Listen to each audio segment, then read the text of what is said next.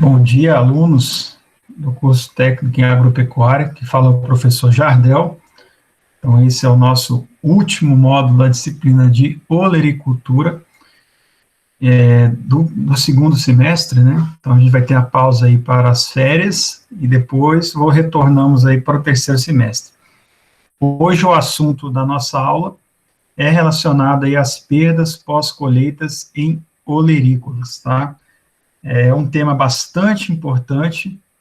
Haja vista aí que mais de 25% de toda a nossa produção, ela é perdida na pós-colheita. E o que significa pós-colheita? É aquele período após a colheita da verdura ou do fruto no campo. Isso envolve todo aquele processo, desde a própria colheita em si, alguns cuidados que eu vou falar com vocês com tamanho de unha, com quedas de frutos, com esteiras que transportam o fruto da planta até o caminhão, ou às vezes a própria cuidado ali na hora de fazer a colheita do alface, da couve, qualquer lesão que aconteça ali naquele momento da colheita pode ocasionar danos ali, escurecimento, desenvolvimento de fungos e causar diversos problemas ali em termos de desperdício desses produtos.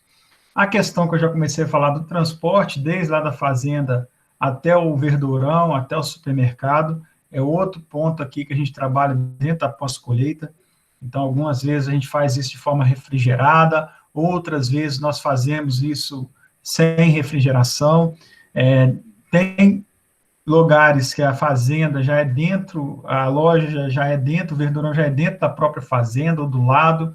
Tem outros momentos que a gente traz essa fruta lá dos Estados Unidos, da Europa, ou exporta essa fruta daqui para os Estados Unidos, para a Europa. Então, esse tempo aí, desde a colheita até a mesa do consumidor, envolve todo esse período de pós-colheita. E na própria casa do consumidor, né? Então, como que as pessoas conservam essa verdura, como que as pessoas conservam essas frutas.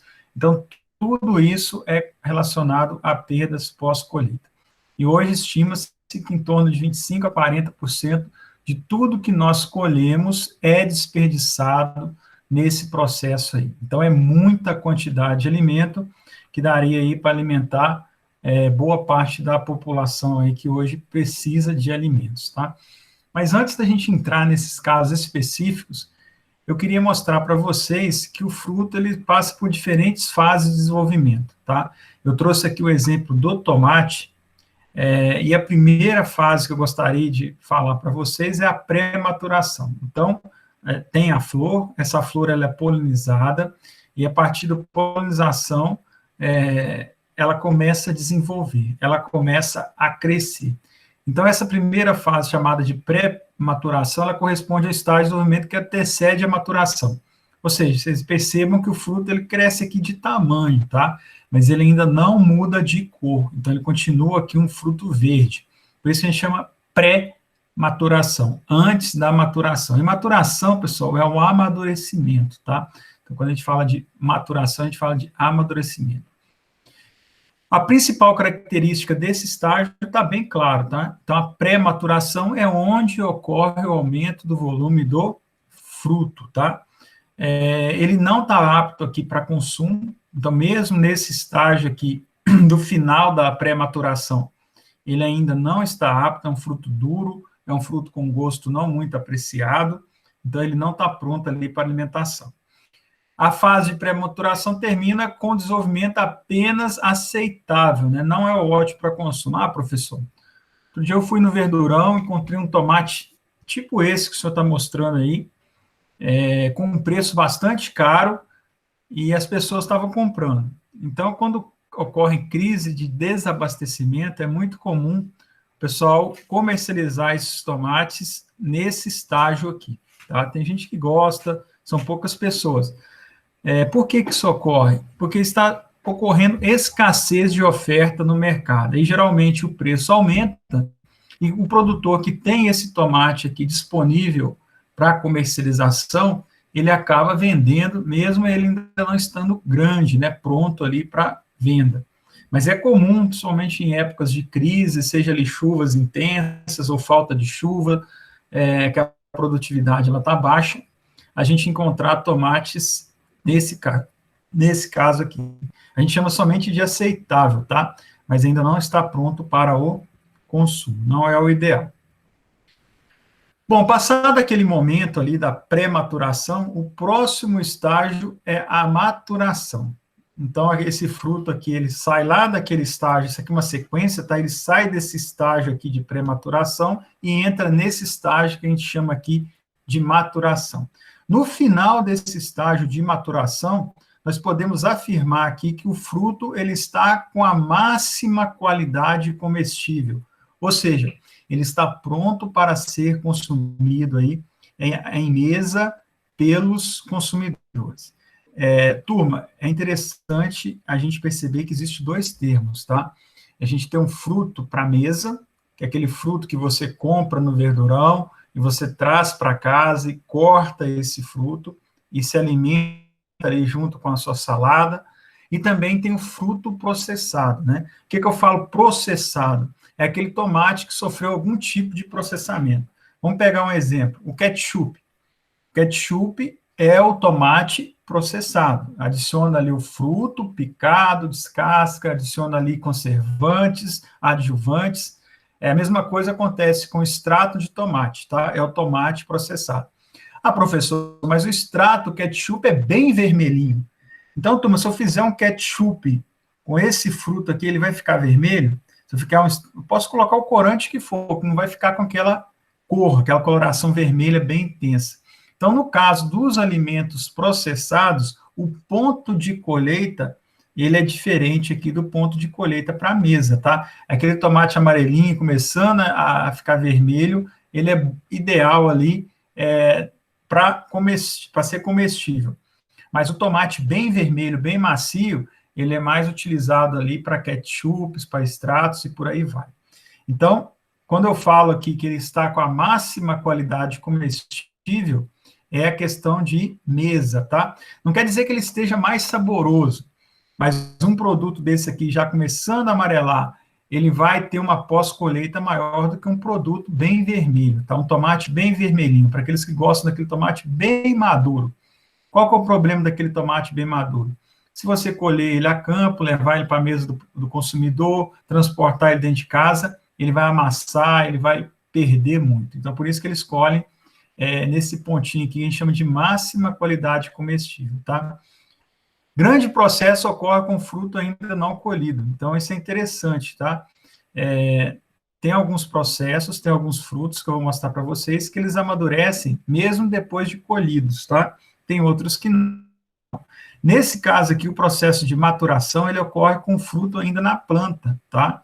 Então, isso é importante a gente salientar. Um fruto desse, turma, é um organismo vivo, tá? Ele respira. Então, mesmo depois que colher ele da planta, ele ainda continua vivo, tá? Isso é importante. Então, ele continua os processos dele, a maioria deles depois da colheita. Essa fase, ela cessa quando se inicia a senescência, que é a próxima fase, né? Que tem uma... Então, quais são as mudanças que eu mostrei para vocês ali? Eu falei da coloração, tá? Que ela vai clareando, vai começando a ficar vermelha, mas tem outras mudanças que ocorrem dentro daquele fruto. O primeiro dele é o desenvolvimento das sementes.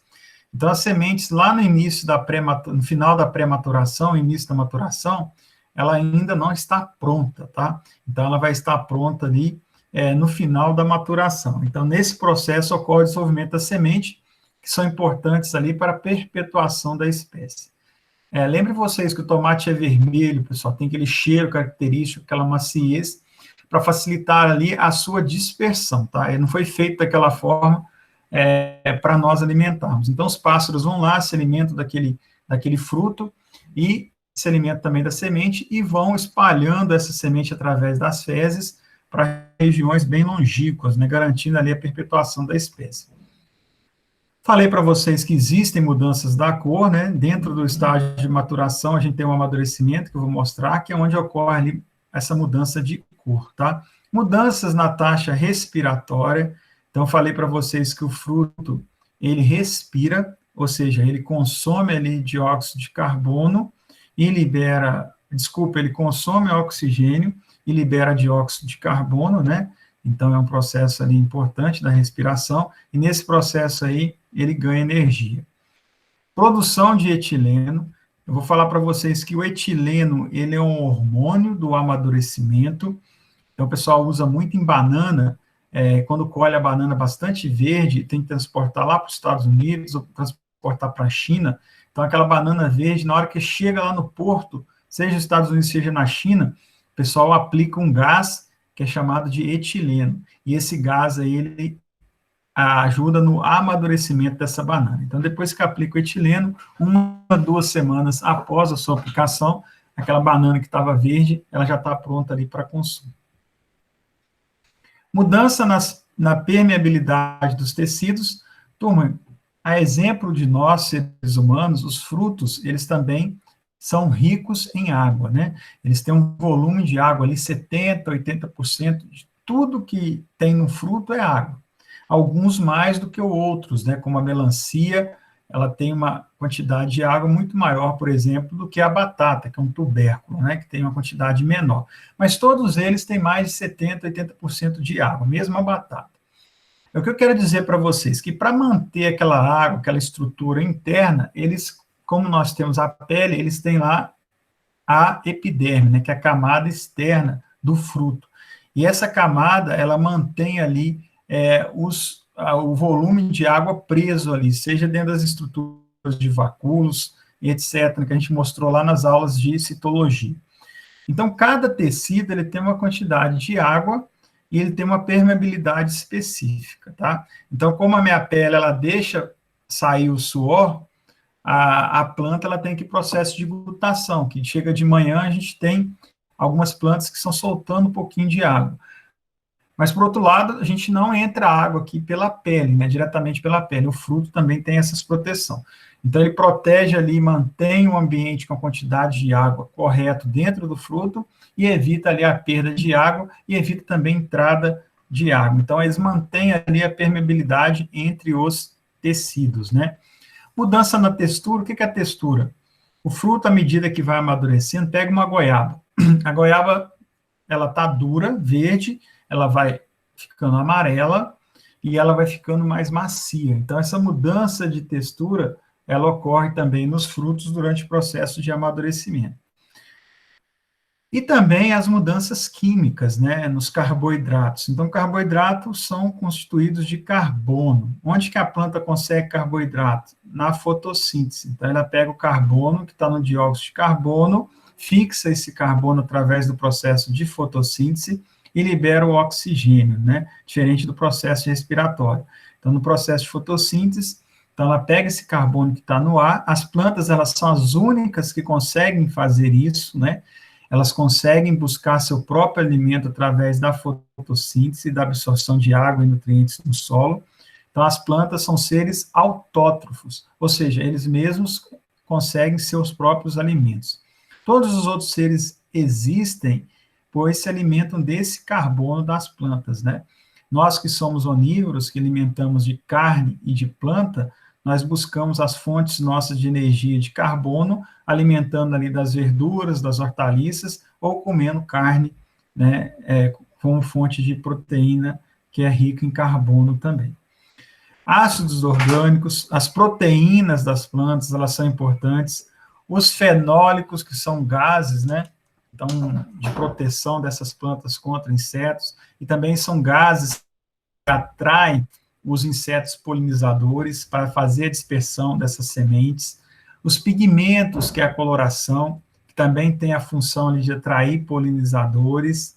Nós temos as pectinas. A pectina, ela é importante, ela dá aquela distringência, algumas delas, aquele aperto quando a gente come um fruto verde, né? Aquilo ali é uma das características de pectinas. Então, elas são estruturas de resistência importantes ali para proteger o fruto, seja de ataque de pragas e doenças. Produção de substâncias voláteis, que eu falei para vocês, a maioria dos fenólicos, elas são substâncias voláteis, né, que exalam cheiro, mas alguns fenólicos, eles não são substâncias voláteis, estão presentes ali direto no fruto. Formação de ceras na casca, então aquela cera ali, ela evita o acúmulo de água, que pode favorecer o desenvolvimento de fungo. Então, a cera, como a cera do carro, é algo, no fruto, é algo bem liso, né? Então, você pega um fruto bem maduro, você passa a mão, você percebe que tem aquela cera. Qual que é a vantagem daquela cera? Evita acúmulo de água, evita acúmulo de poeira. Então, acúmulo de água e de sujeira na superfície do fruto tende a favorecer ali o desenvolvimento de doenças. Então, essa formação de cera ela é importante. Bom, então, dentro dessa maturação, um subestágio, né, por alguns é considerado um estágio separado da maturação, é o amadurecimento, tá? Então, esse amadurecimento, na verdade, ele vai pegar essa coloração, que é um início lá da maturação, que é bem um vermelho laranja claro, né, para esse estágio aqui vermelho. Então, o que que muda aqui desse fruto para esse fruto? Eu falei para vocês que esse aqui é o fruto para a mesa, é o ideal aqui para a mesa, e esse aqui é o fruto ideal para ketchup e extrato de tomate. Então, um fruto para ketchup, extrato de tomate e um fruto para a mesa. Mas, além da cor, o que mais muda ali daquelas características que eu falei para vocês, tá? Ele torna-se mais palatável. Então, se você comer um tomate desse bem vermelho, ele tem um gosto melhor. Só que, por outro lado, ele estraga mais fácil, né? Ele é mais macio, ele acaba ali rachando, sofrendo lesão mais facilmente. Os sabores e odores específicos desenvolvem conjunto com o aumento da doçura e da acidez. Então, esse fruto aqui é um fruto mais cheiroso, é um fruto mais macio, é um fruto mais doce. O amaciamento da ava do fruto ocorre e é usualmente acompanhado por mudança na coloração, que eu falei para vocês, um fruto mais macio e mais maduro, tá? A clorofila decresce nos cloroplastos. Para vocês que já ouviram falar sobre fotossíntese, a clorofila é aquela estrutura verde, né, que está presente nas folhas e nos frutos que faz a fotossíntese.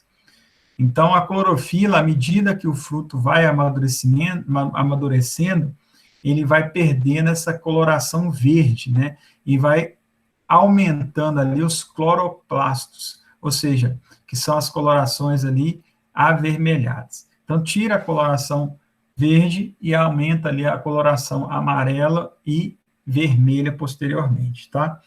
Que é os carotenoides. Então, os carotenoides, as antocianinas, que dão essa coloração, elas aumentam, e a clorofila, que dá a coloração verde, ela reduz. Portanto, o amadurecimento corresponde basicamente às mudanças nos fatores sensoriais. Então, muda o sabor, fica mais doce, fica mais ácido, né? Por isso que às vezes a gente tem que jogar muito produto para fazer o ketchup, para fazer o extrato, porque ele é ácido.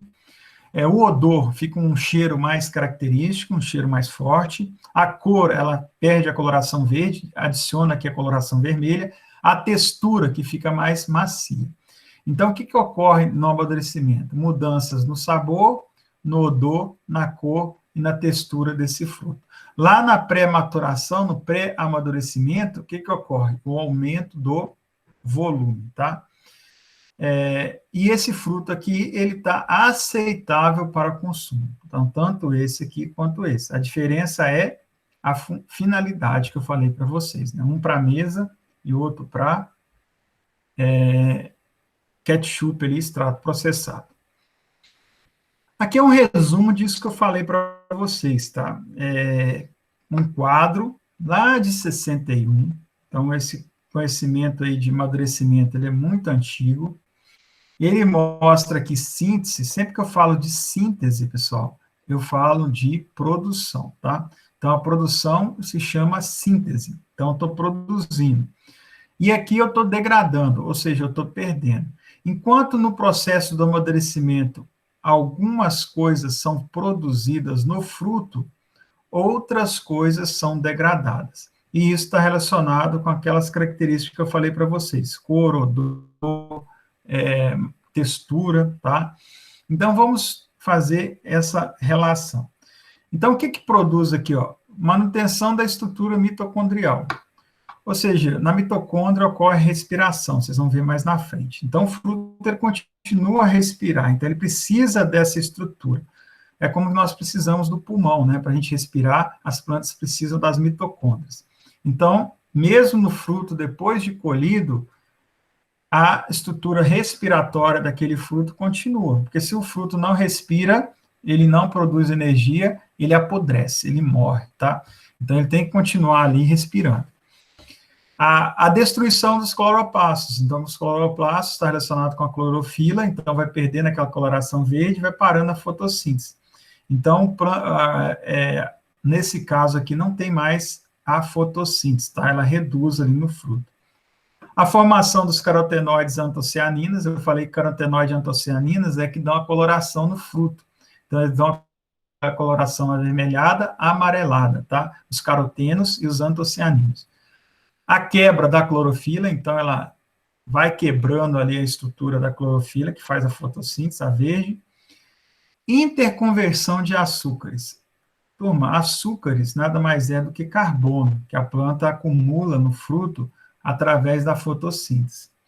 Então, boa parte daquele carbono que vem do ar pela fotossíntese, ela vai para o fruto. O fruto vai crescendo, vai desenvolvendo, e aquela estrutura que tem no fruto ali é uma estrutura de reserva de carbono, né? Ou seja, reserva de açúcar. Por isso que o fruto é doce. Para que serve aquele açúcar ali no fruto, professor? Vocês viram que a semente fica lá dentro do fruto de tomate? Quando aquele tomate ele cai no chão, a semente ela começa a germinar. No início ali ela usa aquele açúcar que está no fruto ali para começar a produzir raiz, produzir folha, sair de dentro do solo. Então, aquele açúcar ali, ele é importante ali para início da germinação, ele é importante ali para proteção daquele fruto. Eu falei para vocês que é importante para atrair pássaros e outros polinizadores. Ou seja, nesse caso aqui, o açúcar, ele não some, tá? Aquele açúcar que está acumulado ali, ele vai sendo quebrado e aquela energia que é produzida vai sendo utilizada para o fruto ali não apodrecer. Tem a quebra do amido, que é a quebra do carbono. Então, são as cadeias de carbono que estão no açúcar, elas são quebradas através da água, né, que a gente chama de hidrólise, quebra do açúcar pela água. Aumento na atividade do ciclo de Krebs, turma, não vou entrar em detalhes o que é ciclo de Krebs, não é a hora ainda, tá? Mas é a produção de energia. Então, o fruto, ele começa a aumentar a sua produção de energia através desse ciclo de Krebs. Tem a destruição dos ácidos, aumento na formação de ATP. ATP, vocês vão aprender que o ATP é a energia que tem na planta. Então, a adenosina trifosfato, que é esse ATP. Esse ATP, ele é produzido no processo de respiração. Então, se a respiração está acontecendo, o fruto está produzindo energia. Ah, professor, então quer dizer que se o fruto parar de respirar, ele morre? Exatamente, é como nós, né? Se nós pararmos de respirar aqui agora, daqui a 1, 2 minutos, a gente já morreu. Porque a respiração é um processo de obtenção de energia pelo nosso organismo. Se a gente para de respirar, a gente não consegue mais sobreviver. A mesma coisa acontece com o fruto. A síntese de voláteis aromáticos, então tem a produção desses voláteis aromáticos, que eu falei para vocês que a função dele é atrair esses insetos, pássaros, né, para fazer a polinização. Inativação de fenólicos. Fenólicos são geralmente utilizados, são gases utilizados na proteção contra ataque de insetos. Aumento na incorporação de aminoácidos, solubilização de pectinas. Então, aminoácidos são compostos ricos em nitrogênio. Então, à medida que o fruto vai desenvolvendo, vai aumentando esses aminoácidos e vai aumentando essa concentração de nitrogênio. E as pectinas, que eu falei para vocês, que são constituintes lá da parede celular, que dão resistência a ataques de pragas, de doenças, elas vão quebrando. Então, as pectinas que dão a dureza no fruto verde, tá? À medida que elas vão quebrando, o fruto vai ficando mais macio. Aumento da transcrição e tradução, isso aqui são eventos genéticos, né, do DNA e RNA, que faz a replicação da informação genética do fruto mãe para a semente, tá? Isso ocorre lá no nosso processo de reprodução, quando o óvulo vai desenvolvendo, à medida que a semente vai desenvolvendo, toda a informação da mãe vai passando ali para a semente. Então, quando você planta a semente, ela vai ser muito parecida ali com a planta mãe, tá? Ou seja, aí ocorre esse processo de informação genética. Ativação de enzimas hidrolíticas, essas enzimas hidrolíticas são enzimas que quebram, né? Elas quebram esse açúcar, quebram esse amido, então são enzimas que quebram aquelas camadas grandes de açúcar e vão liberando aquilo ali para o fruto poder continuar o seu desenvolvimento. Preservação de membranas seletivas, eu falei que isso é importante, né, já que o fruto é rico em água, as hortaliças são ricas em água, então se a membrana ela não retém a água ali no interior do fruto, ela perde a água escorre e o fruto acaba morrendo, tá? Então essas membranas elas têm que continuar seletivas mesmo depois da colheita da planta mãe. Amaciamento da parede celular, ela fica mais macia, e a formação da via do etileno. Esse etileno eu falei para vocês no slide anterior, 2 slides atrás, que é um gás que é responsável pelo amadurecimento. Eu falei para vocês que esse gás ele está presente no fruto, ou ele pode ser produzido pelo homem e liberado ali em containers, né, para amadurecer os frutos. Então, é isso que mostra, né, turma? Produção e degradação. Enquanto algumas coisas elas são formadas, seja ali para mudar a cor, seja ali para aumentar a maciez, seja para melhorar a questão do odor, né, do cheiro do fruto, outras vão sendo destruídas, que não precisam mais, tá? Então, tem produção e tem destruição. Bom, e por último, o último estágio do fruto é o estágio de senescência, também chamado de estágio de morte dos frutos, tá? Então, os frutos, eles também morrem. É uma série de processos que ocorrem após a maturidade fisiológica horticultural e levam à morte dos tecidos. Então, aqui nós temos um fruto ali no final já da maturação, e à medida que vai passando o tempo, esse fruto ele vai ficando ali com a textura não mais lisa, encarquilhada, ele vai ficando macio, começa ali a vazar água, ou seja, vai perdendo a seletividade das membranas, né? É o que mostra aqui, turma. Aqui nós temos aquelas fases, tá, de desenvolvimento, então a pré-maturação e a maturação, e ali a senescência, né? Lembra que vocês que o amadurecimento, ele está no finalzinho da maturação, tá? E a senescência. Então, são 3 etapas: pré-maturação, maturação, senescência. E aqui dentro da maturação a gente tem o amadurecimento. Eu falei para vocês que a clorofila, que dá a coloração verde para fazer fotossíntese, ela reduz ao longo do processo, então ela degrada a clorofila. O pH, ele vai reduzindo, ou seja, vai ficando mais ácido, então está reduzindo aqui o pH e o fruto vai ficando mais ácido. Falei para vocês que a questão do nitrogênio, os aminoácidos, eles vão reduzindo, no final tem um aumento. O açúcar, ele reduz até o final da maturação, no amadurecimento aqui ele começa a aumentar, então o fruto vai ficando mais doce, no final a gente tem um fruto bem mais doce. O Brix, que é a quantidade de açúcar da casca e da polpa, eles também aumentam, né? Então tem relação com esse açúcar. Brix é a doçura do fruto, então aumenta. O peso do fruto, ele aumenta muito na pré-maturação, mas ele aumenta também no amadurecimento até o início da senescência. A acidez, eu falei para vocês que aumenta. Os carotenoides da polpa, que dão a coloração avermelhada, ele também aumenta ali no amadurecimento. Ou seja, então essas transformações das características físicas, físico-químicas e químicas do abacaxi durante o período do florescimento até a senescência. Então, no abacaxi ocorre exatamente o que ocorre lá no tomate, né? Então, isso é as principais mudanças do fruto. Professor, por que o senhor está explicando isso para nós, dentro de pós-colheita? Porque tudo impacta, turma, naquelas perdas. Então, eu falei para vocês que à medida que o fruto amadurece, ele vai ficando mais macio, as membranas vão ficando mais seletivas. Então, eu quero dizer para vocês aqui que quanto mais maduro o fruto, melhor o sabor, maior é o risco de perdas na pós-colheita, tá ok? A gente vai falar mais na frente. Um conceito importante é o ponto de maturidade fisiológica.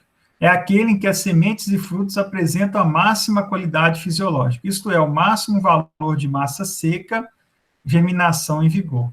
Então, isso aqui é interessante, se você pegar uma semente daquele fruto lá no final da maturação, ela vai estar com o máximo de vigor, ou seja, se você plantar aquela semente naquele momento, ela vai estar pronta ali para produzir uma nova planta saudável. Como que a gente determina isso na prática, pessoal? Então, aqui eu trouxe aqueles estágios para vocês, né? O crescimento, que é a pré-maturação, a maturação, o amadurecimento e a senescência. Os aspectos dos frutos são os melhores indicadores da época, destacando-se a coloração, odor, tamanho e textura. Então, eu falei para vocês, a melhor forma de você saber se o fruto está maduro ou não é olhar ali a cor daquele fruto, o cheiro daquele fruto, o tamanho e a textura, né, a maciez. Então, geralmente, o produtor rural, ele determina o momento da colheita do fruto de acordo com essas características, cor, odor, tamanho e textura, tá ok? Isso varia um pouquinho de fruto para fruto, mas a maioria é através dessa forma. Mesma coisa para as olerícolas, tá? A maturidade horticultural é o estágio de desenvolvimento onde um fruto possui os pré-requisitos para utilização pelo consumidor para um determinado propósito. Falei para vocês, né? Esse determinado propósito é importante. Se for para mesa, é um propósito. Se for para extrato, ketchup, é outro propósito. Se for para consumo em mesa do abacaxi, é um propósito. Se for para fazer suco de abacaxi, é outro propósito, tá? Então, é aquele ponto ótimo para a utilização pelo consumidor para aquele determinado propósito ali. Então, se eu desse uma prova prática para vocês lá na nossa aula, né, lá no IF Goiânia, eu pegasse ali vários tomates, né, se fosse num produtor rural, pegasse ali essa florzinha, esse tomate menorzinho, e colocando em cima de uma mesa, e perguntava para vocês, qual que é o melhor ponto para a colheita desse tomate para a mesa, tá? Levando ali em consideração os aspectos de pós-colheita e também os aspectos de consumo. Será qual fruto desse vocês escolheriam, turma, para a mesa, tá? Essa seria uma pergunta ali na prova. Quem acertasse certinho a escala dava um ponto, quem colocasse do lado dava meio ponto, e quem errasse 2 ou mais tirava 0, tá? Quem colocasse esse fruto aqui, ou esse fruto aqui, acertaria, tá? Então, entre esse e esse aqui, a gente tem a maturidade fisiológica. Quando esse fruto aqui está ficando nessa coloração aqui alaranjada.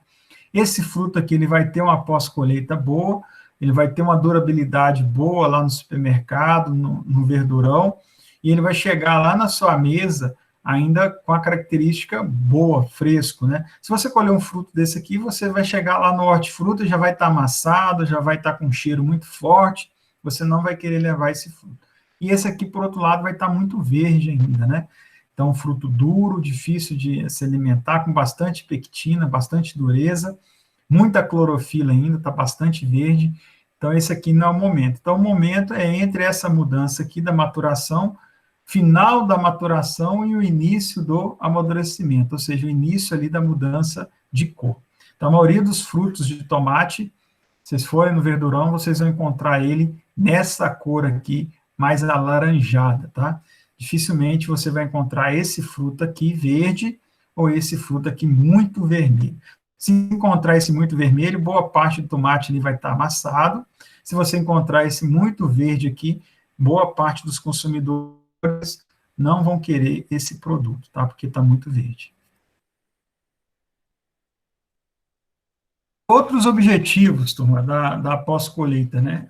Transformar a matéria-prima em subprodutos de aceitação. Então, vejam bem, se eu tenho um tomate desse aqui que eu mostrei para vocês, que já passou do ponto, ele não vai servir mais para a mesa. Mas será que ele serve para me fazer outra coisa? O abacaxi, a mesma coisa. Será que dá para me fazer um suco? Dá para me fazer um extrato? Então, essa transformação da matéria-prima em subproduto de aceitação é um dos pontos importantes ali da pós-colheita, né, através do processamento. Aumentar a durabilidade dos produtos, conservar por mais tempo, é outro objetivo da pós-colheita. Ah, professor, então não posso colher o tomate muito vermelho? Aí depende, né, turma? Se você tiver ele refrigerado, se você tiver esse produto aí bem embalado, né, com embalagem mais resistente, que evita pancada, então talvez você consiga colher esse fruto mais vermelho. Você já viu aqueles tomates mais caros? Geralmente eles ficam na parte refrigerada, eles custam 6, 7 reais o quilo, enquanto o outro custa 3, 4, quase o dobro do preço. Mas vocês percebam que é um tomate maior, um tomate mais vermelho, né, com uma qualidade muito superior.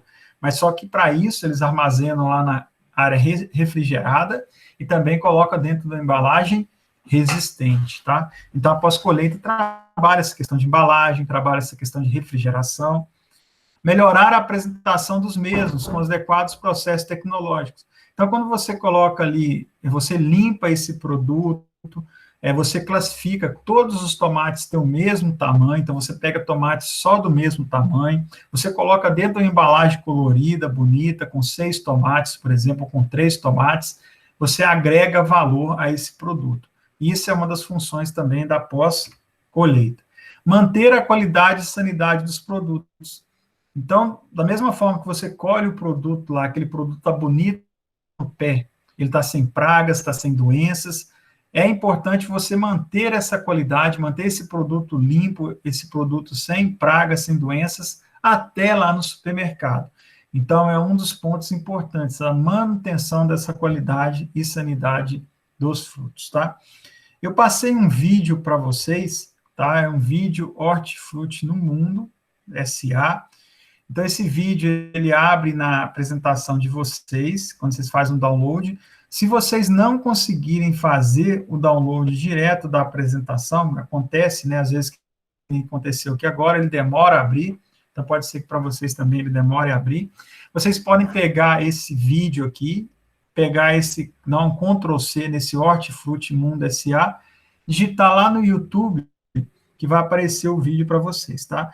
E aí vocês podem assistir esse vídeo. Conta uma história bem bacana, pessoal, de um dos maiores fundadores de hortifrutis do Brasil, tá? Eles eram 2 funcionários que trabalhavam descarregando caminhão no verdurão, eles foram aprendendo e foram criando ali uma empresa para eles mesmos. Hoje é uma das maiores empresas do Brasil, tá? E os 2 fundadores, eles eram pessoas simples do campo, que carregavam e descarregavam caminhão, e hoje eles são empresários bem-sucedidos. Cada vez mais é importante vocês perceberem que os empregos com carteira assinada, eles estão reduzindo, e, por outro lado, está aumentando ali a questão de investidores, de empresários. Você não mais oferece sua carteira de trabalho, né, para arrumar um emprego. Hoje você monta a sua empresa e fornece o trabalho para aquela empresa, né? Então, por exemplo, eu tenho uma empresa de transportes, eu vou oferecer meus serviços para os produtores. Eu tenho uma empresa de pós-colheita, então eu vou oferecer esses serviços de tecnólogo, de técnico e agrônomo para o produtor. Olha, eu consigo pegar esse fruto seu, entregar lá no Hortifruti e reduzir suas perdas de 10%, 15%. Então, o produtor vai te pagar ali um valor irrisório mensal para você prestar o serviço e você vai dar uma assessoria por tempo que aquele produtor precisar para ele não perder ali muito na pós-colheita, tá? Então, hoje as relações de trabalho estão mudando. É importante vocês verem que esse pessoal, eles são empresários natos, né? Eles enxergaram ali uma oportunidade e criaram um nicho de mercado, consertando o que estava de errado. Eles viam que na hora de descarregar, carregar o caminhão, perdia muito fruto, amassava muito. Lá no supermercado era aquela bagunça. Então, eles foram separar os frutos, colocaram no ambiente refrigerado, organizaram melhor a colheita, o transporte, e ali conseguiram criar uma empresa especializada em hortaliças e frutas, né? Muito interessante o vídeo. Bom, eu quero passar para vocês que os vegetais e os frutos, eles são frescos, né? Então, é importante. Ou seja, a primeira coisa, pessoal, eles são um ser vivo, tá? Eles não são mortos. Se o fruto a gente colhesse ele da planta, ele morresse, na hora que você colhesse, ele arrancasse ele da planta, ele apodreceria ali com poucas horas. Então, ele é um ser vivo. Mesmo ele colhido da planta, ele ainda está vivo, tá? Aquele fruto que está na sua casa, na geladeira, na fruteira, ele está vivo. É um ser vivo, tá? Ele ainda respira. Nossa, professor, como é que o senhor sabe que ele respira? Coloca um monte de batata, pessoal, num canto e deixa essa batata lá 2 semanas para você ver. Depois você chega lá, coloca a mão, vê se não está quente, tá? Ela está dissipando o calor ali. Então, ela respira e ela dissipa calor, ou seja, ela libera calor, tá? Ela pode até morrer, pode sim. Então, se você ali não cuida bem, não mantém uma temperatura adequada, se você ali deixa ela cair, ou se você coloca ela junto com outras frutas que estão mais maduras, ela pode morrer rapidamente. Então, aquela fruta, aquela maçã que você colocou ali hoje, se você deixar ela ali no sol, deixar ela na temperatura alta, ou colocar junto com a banana que já está bem madura, a tendência é você voltar amanhã ou depois, ela já está podre, né? Já está morrendo. Então, isso é importante. Ela pode até morrer. Fica doente? Claro que fica doente, né? Se você deixa ela dentro de um ambiente quente, ou se você deixa ela junto com outros frutos, hortaliças, ou se você deixa ela cair, ela tomar aquela pancada, ela pode ficar assim doente. E ela pode perder a umidade, né? Ela pode, por exemplo, você pega o pimentão, pega o pepino, se você deixar ele ali por muito tempo, ele vai perdendo água e vai o quê? Murchando. Então, vegetais e frutos secos, eles têm esse processo, tá? Então, a gente tem que tomar muito cuidado para a gente poder preservar ele o máximo possível. A gente chama isso de vida de prateleira, tá? É importante a gente manter ali a vida de prateleira desses frutos. E quais são essas principais perdas em vegetais e frutas, professor? Então, a gente já está craque, né? Vou falar aqui rapidinho para vocês. Pela perda da seletividade da membrana, então começa a vazar água. Então, ela começa a perder água, né? Outro é a ponto de colheita. Se eu colho no momento certo, aquele fruto ele vai estar com um gosto bom e ele vai durar bastante tempo. Se eu deixo passar da hora, aquele fruto às vezes vai estar com sabor até melhor, mas não vai durar nada. Se eu colho antes, na hora, aquele fruto ele vai estar muito duro, vai ser ruim para a gente consumir. Então, ao ponto de colheita, o produtor ele tem que colher o fruto e a hortaliça na hora certa. A mesma coisa serve para couve-flor, para couve, tá? Para salsinha, almeirão. A gente tem a época certa para colher aquela hortaliça. O dano mecânico, disse para vocês que é importante, cuidado com as unhas, usar luvas, não jogar o fruto, a hortaliça de qualquer forma, não empilhar. Imagine você colhe a couve ali, pessoal, vai transportar na caminhonete, aí tem gente que vai empilhando aquele monte de couve e vai levando para a feira, né? Não coloca dentro de uma caixa, não coloca uma caixa sobre a outra, faz aquela bagunça lá e leva. O que acontece? Chega lá na feira, tá sujo, tá amassado, tá murcho. Então a gente tem que tomar cuidado, tá? Com dano mecânico, na hora de carregar, na hora de colher, tá? Na hora de transportar. É muito comum também chegar lá na bancada de goiaba, você vê aquelas goiabas cheias de furos de unha. Aí você acha, o pessoal que veio aqui olhar a goiaba, que furou, também. Mas muitas das vezes é lá na hora da colheita também que o produtor ele não usou luva ali, não tomou os devidos cuidados. Às vezes um cantinho de caixa de madeira que tem uma frespinha que furou ali, então cuidado com os danos mecânicos, tá? Perda de clorofila e outros nutrientes, eu passei isso para vocês, então isso aqui é importante, turma, principalmente para vegetais, hortaliças, tá? À medida que a hortaliça ela vai amadurecendo, o que vai acontecendo com a couve? Ela vai deixando de ficar verde e começa a ficar o quê? Amarelada. É muito comum a gente chegar no hortifruti e verificar que tem umas folhas de couve que estão bem verdes e outras estão mais amareladas, né? Essas amareladas, elas passaram do ponto de colheita. Ou seja, cada fruto, cada hortaliça, ela tem um ponto de colheita ideal. Então, a gente tem que colher na hora certa, tá? Respiração. Então, eu estou respirando. Estou respirando aqui agora. Está fresquinho, hoje o ambiente que está bom. O que acontece, turma? 2, 3 horas da tarde no sol quente lá na roça. A minha respiração está mais ofegante. Ou se eu for dar uma corrida, aí eu fico mais ofegante. A mesma coisa acontece com as frutas e hortaliças. É claro que elas não correm, tá?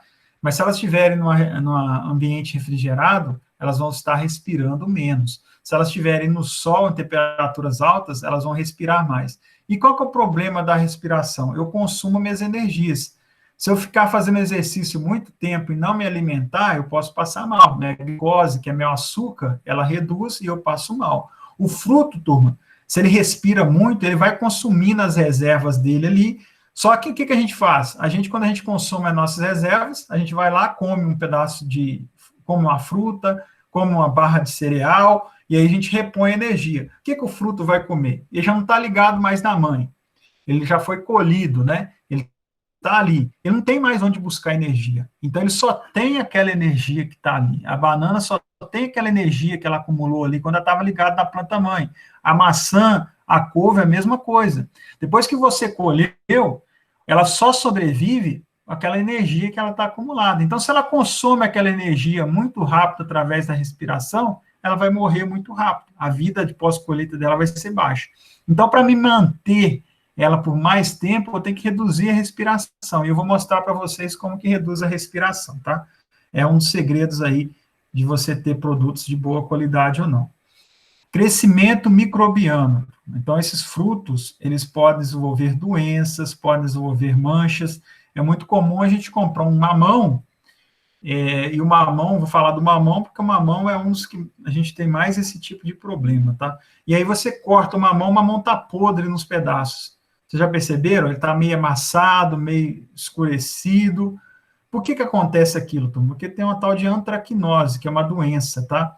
Ela é uma doença que na hora que o produtor colhe, o fruto está perfeitinho. Mas essa doença, ela vai desenvolvendo, usando essa energia do mamão durante o transporte, o período que ele fica lá no supermercado, no verdurão, e é comum na hora, ou às vezes no período entre a compra e o consumo do produto. Às vezes chega lá no verdurão, aperta o mamão, tá tudo bonitinho, tá tudo, nossa, o mamão tá gostoso, tá bom. Aí você guarda ele lá na geladeira 3, 4, 5 dias. Na hora que você vai comer o mamão, aí tem uma parte do mamão que tá podre. Ah, mas eu olhei certinho, mãe. Fui lá, busquei meu mamão, tava bonito. Você não olhou isso não, filho? Você não escolheu o fruto direito? Não, não foi isso, Tom. É porque algumas doenças, elas desenvolvem depois que a gente compra, né? Ou lá no supermercado, ou mesmo na nossa casa. Então, quanto mais tempo a gente demora entre a compra e o consumo desse produto, a tendência é essas doenças também irem desenvolvendo. Então, esse crescimento microbiano, ele é importante, a gente tem que controlar. Como que eu controlo ele? Eu vou explicar para vocês, tá? E a sensibilidade ao etileno. Falei para vocês que o etileno é o hormônio do amadurecimento. Tem alguns frutos, como o mamão, que são muito sensíveis ao etileno e produz muito etileno. Então, se eu armazenar, por exemplo, uma maçã junto com o mamão, que já está muito maduro, ou uma maçã junto com a banana, que já está muito madura, tanto a banana quanto o mamão, eles liberam muito etileno. Então, a tendência é esse fruto aqui estragar o fruto que está mais verde, tá? Então, a gente fala ali que uma maçã podre estraga todas as outras. Por quê? Aquela maçã podre já passou da hora de colher, ela está liberando muito etileno e ela acaba apodrecendo, amadurecendo as outras, além de transmitir ali os fungos, né, que é as doenças para as outras também. Então, cuidado, tá, pessoal? Esse ditado é verdade. E como que eu faço para manejar, turma, essas perdas pós-colheita? Duas formas são mais importantes, tá? Para você acertar o alvo. Primeiro, a temperatura. Temperaturas mais baixas reduzem as perdas pós-colheita e tempos menores entre a colheita e a mesa do consumidor também reduz ali essas perdas pós-colheita. Então, armazena a temperatura mais baixa por mais tempo possível, tá? Temperatura mais baixa, turma, não quer dizer que é aquela mais fria. Desculpa, né? Então, assim, falando assim no sentido que cada fruta ele tem uma temperatura ideal de armazenamento. Então, se você coloca ali um fruto muito lá no congelador, por exemplo, uma banana, ela vai escurecer, ela vai ficar dura. Não estou querendo dizer que você tem que sempre colocar as temperaturas mais baixas, mas você armazenar ali numa temperatura menor, não deixar exposto ao sol, colocar naquele canto da casa onde a temperatura é mais baixa, né? Tem regiões na casa que à tarde o sol bate, esquenta muito, tem outras regiões que é mais fresco. Então, tenta guardar sua fruteira ali naquela região mais fresca. Se possível, tiver espaço, guarda dentro da geladeira, não dentro do congelador, né? A não ser que você queira fazer polpa, né? A polpa, ela é congelada. Mas o fruto, você tem a fruteira ali embaixo na geladeira, que é onde você consegue ali armazenar esses produtos, tá? Então, temperaturas mais baixas, claro, que de acordo com cada fruto, e o tempo menor possível entre a compra e o consumo. Tem muitos consumidores que eles vão no supermercado e fazem uma compra muito grande. Então, eles compram lá muito o arroz para o mês inteiro, o feijão para o mês inteiro, e acaba criando na cabeça deles aquela coisa para fruta e hortaliça. Fruta e hortaliça não, pessoal. O ideal seria a gente comprar ali 2, 3 vezes por semana, tá? E comprar quantidades menores. Se eu comprar uma quantidade muito grande de banana, de maçã, ou de alface, ou de couve, a tendência é eu perder esses produtos dentro da geladeira. Ou se eu não perco, lá no meu quinto, sexto dia, eu vou estar consumindo ali um fruto já com uma característica ruim, com um gosto ruim, já meio podre. Então, toma cuidado aí com esse temperatura-tempo, tá? Professor, me mostra isso na prática. Olha aqui a questão do morango, tá? Aqui tem morangos após 7 dias estocados. Qual temperatura representa cada bandeja? Então, eu tenho a temperatura de 0 graus, de 5 graus, 10 graus e 15 graus, 7 dias. Então, percebo que esse morango aqui, ele já está com fungo, ele já está apodrecendo. Esse morango aqui, ele ainda está bom, mas ele está começando a ficar marrom, está começando a escurecer, tá? Qual que é qual, pessoal? Então, aqui é 0, aqui é 5, aqui é 10, aqui é 15. Olha, aqui no 10 já tem um morango podre aqui também, tá? E aqui tem um monte de fungo. Qual que seria a temperatura ideal? É em torno de 5 graus, tá?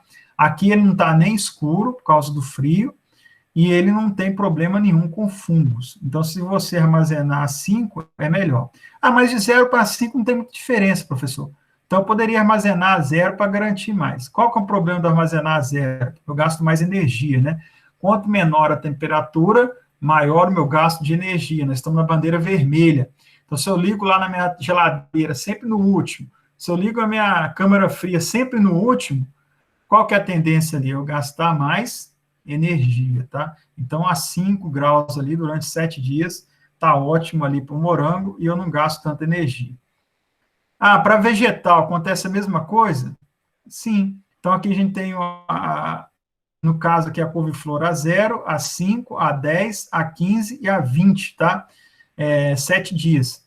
Olha, turma, que a 15 graus e a 20 graus, que é a temperatura ambiente, ela já amadureceu, ela já ficou amarronzada. Ou seja, ela já passou da hora de consumo, tá? Ela já está em senescência aqui, naquela última etapa, que é a morte do fruto. Então, a gente não consegue... A gente prefere um fruto aqui a 5 graus, a 10 graus, que está mais verdinho, do que esse fruto aqui que está mais duro e já está amarelado, né? Então, o consumidor, ele prefere aqui 5, 10. E a 0 graus? Está mais verdinho ainda, né? Qual que é a vantagem aqui? Assim que eu consegui manter uma boa característica para a couve-flor, mas a 0 também está bom, só que eu gastei mais energia. Então, pode armazenar 5, 7 dias que não tem problema. Falei para vocês que o frio, quando demais, também é ruim, né? Eu falei que se eu coloco lá no congelador alguns frutos, vai dar injúria, né? Ou seja, danos aqui pelo frio. Quais são os principais danos, pessoal, pelo frio? Manchas na superfície, então a vagem ela fica escurecida, a laranja, o limão, ela escurece, tá?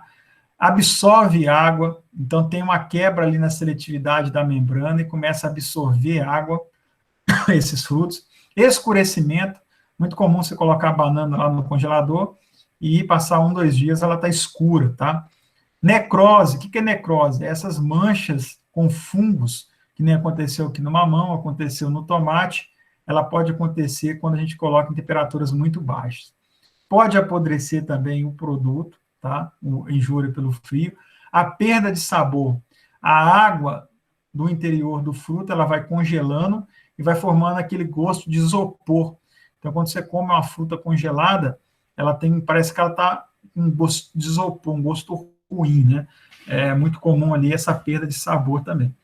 E, às vezes, ela não amadurece, né? Tem alguns frutos que amadurecem depois da colheita. Se você coloca no congelador, a respiração abaixa e ela continua verde lá dentro do congelador. Então, frio demais também é ruim, tá? É interessante aqui que normalmente os sintomas ocasionados pelo frio, eles não surgem quando as frutas e hortaliças são transferidas no ambiente refrigerado para ambientes com maior temperatura, tá? Então, eles não aparecem ali naquela hora. Você pega e transfere. Então, a gente tem que tomar bastante cuidado. Perdas de água por transpiração. Então, o fruto ele acaba ficando ali mais macio, né? Então, quando a gente perde muita água, espera demais, aqui no caso do pimentão, você aperta o pimentão, ele está o quê? Muito macio. quando perde menos de 3% do total de água desse fruto, só tem um efeito visual, tá? Não tem efeito visual, só tem efeito na textura. Ele só fica um pouco mais macio. 3% é muito pouco, tá? De 3 a 5% de perda de água, do total de água desse fruto, a qualidade visual começa a ficar afetada, ela começa a formar aquelas ondulações ali na casca, né? E acima de 5%, já ocorre muito problema de amassamento, mesmo na hora que os pimentões estão empilhados lá um sobre o outro, eles começam a amassar um ao outro, e aí reduz a venda, tá? O cliente, quando ele chega lá no hortifruti, ele percebe aquele fruto amassado, ele já não compra. E tem outra, né? Quando vai perdendo água, além dessa característica visual e de textura, tem perda de peso. Então, se é pesado na balança, o produtor pode perder ali 5% de peso, tá? Só deixando ali perder água. Perda na aparência, então o produto fica mais feio, e perda também na textura, ele fica mais macio.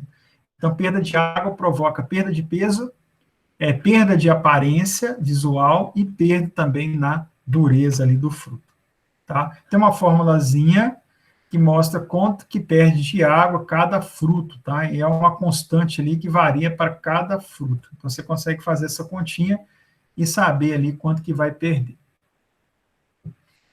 Professor, posso reduzir essa perda de água lá no hortifruti?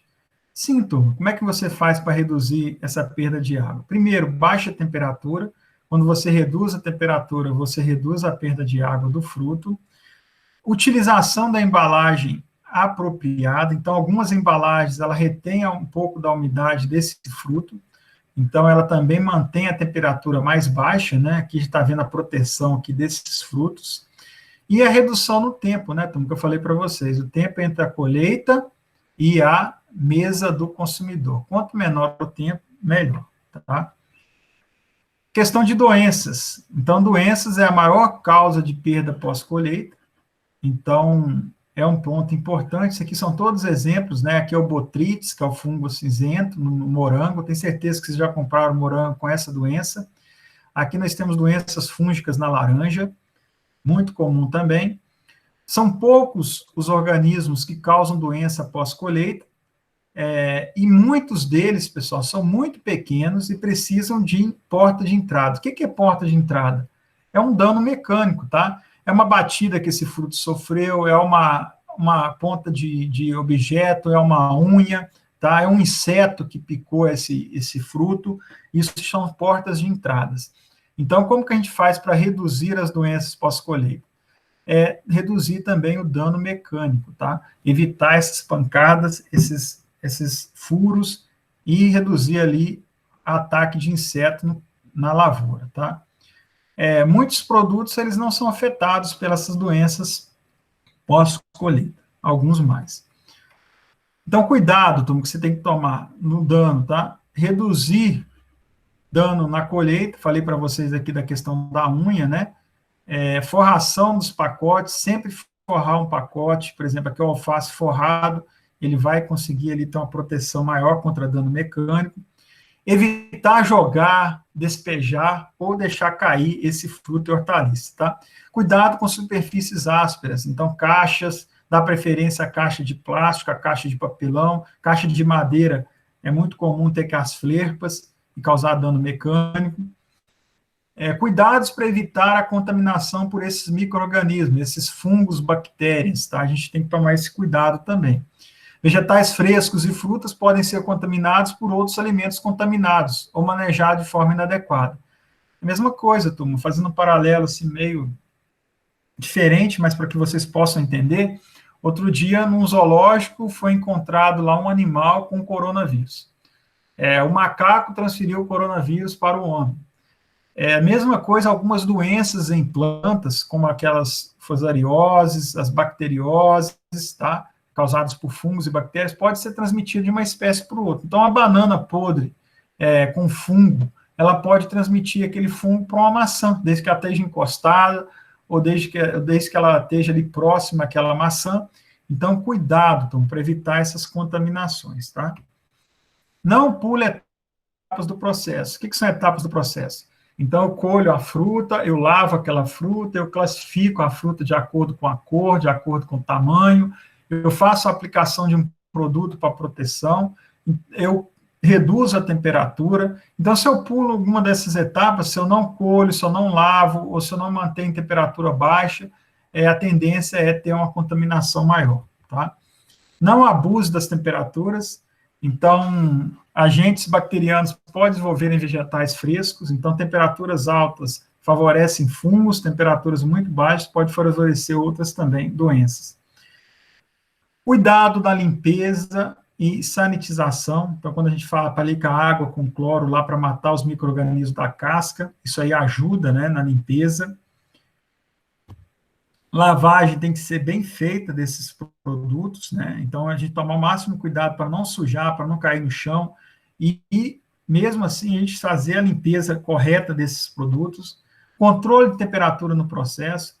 Olha que bacana essa foto aqui, turma. Aqui a gente tem alguns frutos, né? Inteiros, e aqui alguns frutos descascados, né? Ainda o pessoal colocou morango dentro do fruto, para, não sei se é uma pera, colocaram ali dentro morango. Então, aqui você quebrou aquela proteção externa do fruto, né, da epiderme. Aqui o fruto está liberando bastante etileno. Então, esse fruto aqui ele vai acabar apodrecendo os outros que estão aqui do lado, tá? Então, cuidado com esses detalhes. Falei para vocês que o etileno é o hormônio do amadurecimento. Então, ele acelera o amadurecimento. Ele é muito utilizado ali no amadurecimento de bananas que são exportadas para outros países. Então, a banana que vai para os Estados Unidos, para o Japão, para a China, ela é colhida bem verde, né, nesse caso aqui, nesse estágio aqui. 7 dias depois, aqui a gente tem onde não aplicou etileno, e aqui 7 dias depois que aplicou etileno. Aquela banana verde que chegou lá nos Estados Unidos, o pessoal aplica o etileno dentro do container do navio, e 7 dias depois, quando ela está lá no supermercado nos Estados Unidos, ela já está madurinha assim, para o pessoal poder comprar, tá? Então, ele provoca também abscisão. Então, cuidado, turma, com a dose. O excesso de etileno, ele pode provocar ali, além do amadurecimento, rachaduras nos frutos, como está aqui na melancia. Ele pode provocar escurecimento do fruto, como está aqui no alface, tá? Então, tem que ser na dose correta, nem muito, nem pouco. O excesso também, se demorar muito na comercialização, se a gente demorar mais de 7 dias para vender essa banana, ela amadurece muito e acaba amassando, ela fica muito madura. O gosto também fica amargo se você utilizar em quantidades muito grandes, tá? Então, cuidado ali com o etileno, ele é importante, ele amadurece o fruto, mas você tem que aplicar de forma correta. Então, depois que aplicou o etileno, turma, você tem que manter aquele fruto resfriado, então não tirar ele do resfriamento, porque ele amadurece muito rápido. Manter o local ventilado, tá? Para não acumular mais etileno ainda. Mantenha afastado de frutas que não foram aplicados etileno. Então, você aplicou na melancia, não coloca a melancia junto com a maçã, com a banana no supermercado. Coloca ele separado, tá? No outro canto, para não ter problema de apodrecimento dos outros frutos. E, principalmente, turma, comercializar rápido. Aplicou etileno, você tem que comercializar de forma rápida, tá? Se demorar muito, perde. Compatibilidade. Então, você tem que ter temperaturas ideais, não muito baixas, não muito altas. A umidade, isso aí depende do fruto, né? Por exemplo, o açaí aqui, ele tem uma característica de armazenamento diferente. A umidade, que é a quantidade de água do ambiente, não pode ser muito alta, nem muito baixa. Se for muito alta, dá doença. Se for muito baixa, o fruto perde água para a atmosfera. Etileno, falei para vocês na quantidade certa. Odor, tem fruto, pessoal, hortaliça como o alho, que passa odor para outras. Então, se você armazena alho junto com maçã, a tendência é que quem for comprar maçã vai estar com gosto, o cheiro de alho, tá? Então, cuidado com odor também. As perdas pós-colheitas podem ser ocasionadas, então, pelas desordens fisiológicas. Desordem fisiológica surge devido às condições anormais durante a produção e comercialização dos frutos. Exemplo, pessoal, quantidade de nutriente no campo. Se eu aplico muito nitrogênio, muito fósforo, muito potássio, pode desenvolver algumas doenças. Se eu deixo armazenado em temperaturas muito baixas, pode escurecer o fruto. Se eu tenho muito ataque de insetos, como aqui insetos sugadores, podem escurecer o fruto ali, pois abre entrada ali para patógeno e desenvolve aqui fungos, tá? Ou seja, eu quero dizer que a maioria das injúrias pós-colheitas, ela ocorre antes da colheita dos frutos. Então, tem que ter a consciência do produtor para aplicar a quantidade de nutrientes certa na lavoura, armazenar de forma correta e também evitar ali ataques de insetos, tá? A limpeza, ela tem que ser bem feita, eu falei da limpeza já. Então, as bactérias, elas podem entrar na cicatriz da haste, quando manuseado de inadequado da água. Então, vocês vão ver lá na agronomia que o caqui, o pessoal, quando vai colher o caqui, por exemplo, eles cortam o pecíolo aqui em forma de bisel, para não ter esse furo aqui, né, essa cicatriz aqui do caule.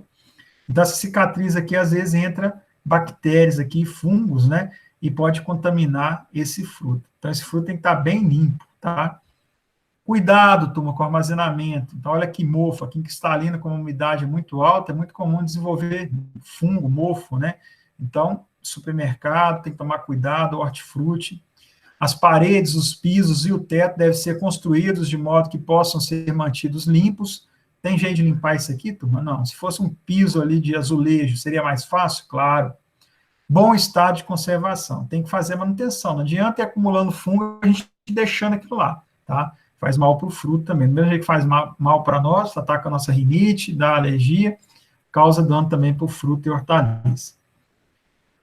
A distribuição e limpeza, o visual é tudo, né? Vocês percebam aqui os frutos bem classificados, né? Bem separados, bem organizados. Então, isso aqui atrai o cliente, tá? A propaganda aqui bem feito, tá? A embalagem aqui bem bonita, facilitando o transporte pelo produtor, pelo consumidor. Então, isso aí é bastante interessante. E cuidado, turma, o que os consumidores não querem? Eu peguei essa setinha aqui nós temos aqui uma embalagem de vegetais. O que está dentro dessa embalagem aqui? Vocês perceberam aqui um sapo?